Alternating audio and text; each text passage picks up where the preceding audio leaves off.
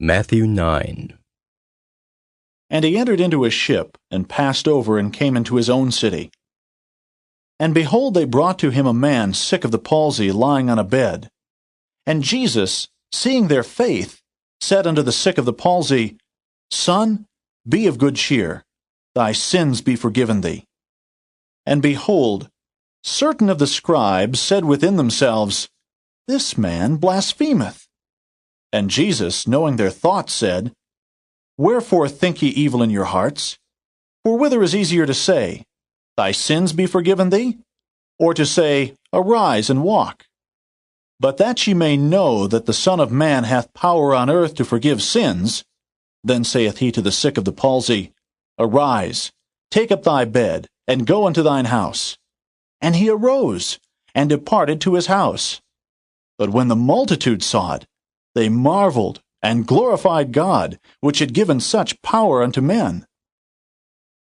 And as Jesus passed forth from thence, he saw a man named Mathew sitting at the receipt of custom.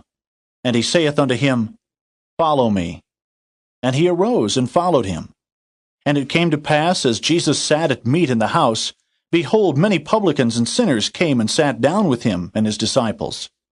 And when the Pharisees saw it, they said unto his disciples, Why eateth your master with publicans and sinners? But when Jesus heard that, he said unto them, They that be whole need not a physician, but they that are sick. But go ye and learn what that meaneth, I will have mercy and not sacrifice. For I am not come to call the righteous, but sinners to repentance. Then came to him the disciples of John, saying, Why do we and the Pharisees fast oft, but thy disciples fast not? And Jesus said unto them, Can the children of the bride chamber mourn, as long as the bridegroom is with them? But the days will come, when the bridegroom shall be taken from them, and then shall they fast. No man putteth a piece of new cloth unto an old garment, for that which is put in to fill it up taketh from the garment, and the rent is made worse. Neither do men put new wine into old bottles, else the bottles break, and the wine runneth out, and the bottles perish. But they put new wine into new bottles, and both are preserved.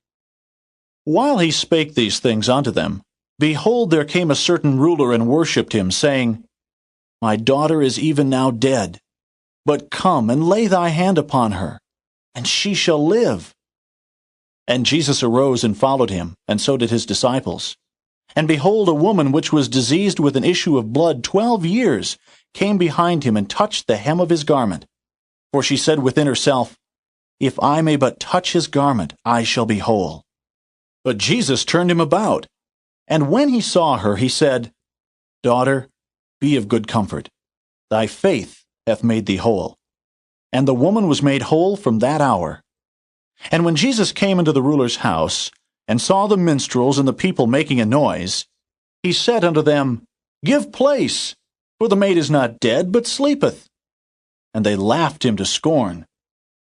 But when the people were put forth, he went in, and took her by the hand, and the maid arose.